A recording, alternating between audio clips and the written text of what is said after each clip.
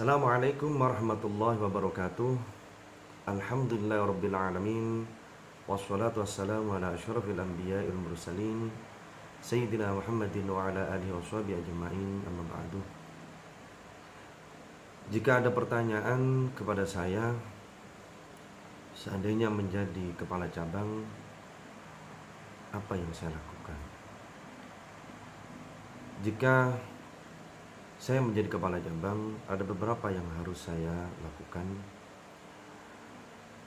Saya memaknai kepala cabang seperti yang diajarkan pada Rasulullah SAW, bahwa yang pertama, kepala cabang atau pimpinan dia membawahi karyawan yang dipimpinnya harus bisa menjadi tauladan, harus bisa menjadi uswatun hasanah, harus bisa menjadi role model yang baik bagi anak buahnya. Setiap kata, setiap ucapan, sikap, perbuatan, dan kebijakan adalah cerminan kepala cabang yang dilihat bahkan dicontoh oleh anak buahnya, sehingga dituntut kepala cabang untuk bisa menjadi tauladan yang baik, menjadi role model yang baik bagi bawahannya. Yang kedua, kepala cabang adalah pimpinan yang bisa menjadi leader, yang bisa memberikan tuntunan, bimbingan, arahan, serta memberikan solusi jalan keluar yang terbaik bagi karyawannya atau bawahannya sesuai dengan tugas dan kewajibannya masing-masing. Menjadi leader, seorang kepala cabang harus bisa membantu, memberikan pintu jalan keluar, solusi dari setiap problem yang dihadapi oleh anak buahnya.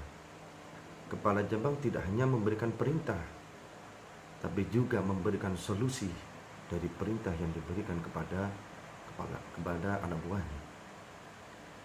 Yang ketiga, kepala cabang harus bisa terus dinamis dengan perubahan-perubahan di masa kerjanya, sehingga harus mengikuti perkembangan teknologi, perkembangan zaman, sehingga tidak tertinggal dengan yang lainnya. Yang keempat, kepala cabang harus bisa mengolah emosinya, emosional secara internal maupun eksternal. Karena ketika kepala cabang tidak bisa mengolah emosionalnya, maka akan terlihat tidak baik bagi internal maupun eksternal. Yang kelima, yang mungkin ini jarang dilakukan oleh kepala cabang karena dia pimpinan. Ketika kita sebagai kepala cabang, yang pastinya tidak selalu benar, yang pastinya ada kesalahan yang mungkin disengaja ataupun tidak disengaja, kepala cabang harus berani mengakui kesalahan dan meminta maaf kepada karyawannya. Kalau ini dibilang merendahkan jabatan sebagai kepala cabang, bagi saya justru dengan kejujuran dan berani tanggung jawab dengan kesalahan yang dilakukan, ketika kepala cabang melakukan kesalahan dan meminta maaf kepada karyawan, maka ini akan menjadi value yang baik bagi mereka untuk bisa ditiru, dan mereka juga akan menjadi karyawan yang jujur dan bertanggung jawab atas yang dilakukan selama bekerja dalam perusahaan. Yang keenam, yang mungkin ini sekali jarang dilakukan oleh kita sebagai pimpinan atau sebagai insan manusia, bahwa seringkali kita meninggalkan peranan Allah. Ikhtiar berusaha kita lakukan, seluruhnya adalah proses, tapi hasil adalah yang menentukan hanya Allah.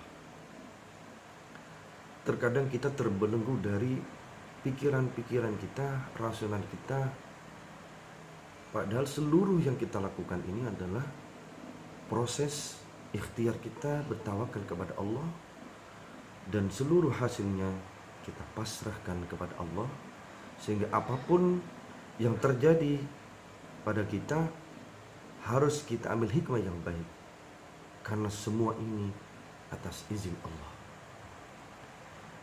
Pertanyaan yang kedua, apakah kelebihan dan kelemahan cabang Arjuna yang saya ketahui? Secara umum kelebihan, saya melihat program-program yang sudah ditawarkan oleh Bank Syariah Mandiri Pusat sudah kita lakukan, sudah penetrasi atau mapping di bawah sudah dilakukan. Cuma terkadang kelemahannya ada pimpinan yang mungkin juga tidak ikut turun, sehingga harusnya program produk yang kita berikan kepada nasabah ini juga tidak hanya dibebankan kepada karyawan bawahan kita, tapi kepala cabang juga harus bisa menemani, mengarahkan, dan memberikan solusi kepada bawahan kita. Seringkali kelemahan yang dilakukan tidak memainten dengan baik kepala cabang nasabah yang sudah masuk, yang sudah menjadi partner kita selama ini. Ini yang kekelemahan, dan kelebihannya sudah melakukan promotion kepada produk-produk Bank Syariah Mandiri. Dan kedepannya apa yang seharusnya dilakukan? Mengakuisisi, mengembangkan kebun bisnis. Untuk pertanyaan ketiga, dalam mengakuisisi ada 3 tahap yang harus dilakukan: tahap sebelum, tahap saat atau sedang, dan tahap setelah. Sebelum kita mengakuisisi, ketika kita akan mengakuisisi, sebelumnya yang pertama, sebelum kita harus mencatat catatan sederhana apa yang harus kita lakukan, apa yang harus kita berikan, apa yang harus kita tawarkan, kita promosikan, kita catat secara sederhana.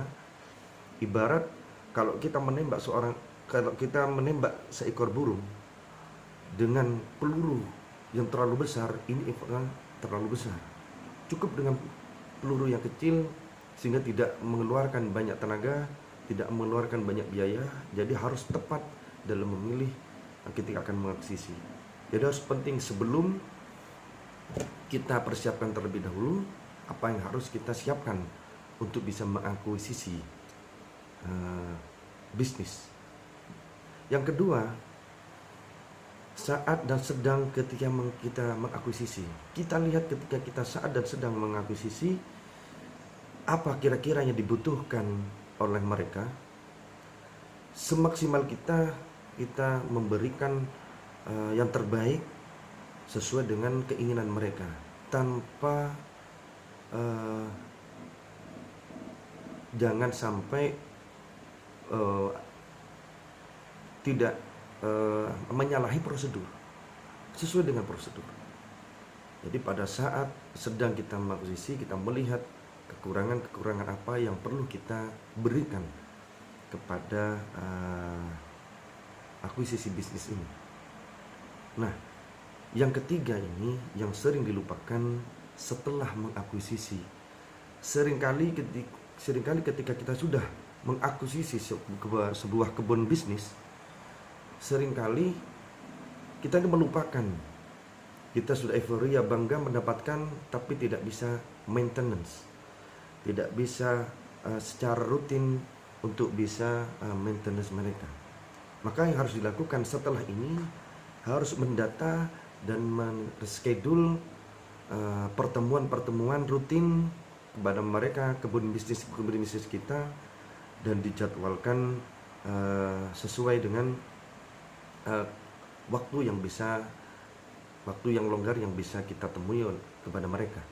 Jadi setelah kita mengakuisisi, kita harus punya reschedule pertemuan dengan mereka, dibentuk sebuah tim kecil yang ini bisa untuk maintenance masing-masing kebun bisnis. Mungkin itu dari saya. Terima kasih atas waktunya, dan mohon maaf jika ada kekurangan-kekurangan di sini. Dari saya, wabillahi taufiq wal hidayah. Wassalamualaikum warahmatullahi wabarakatuh.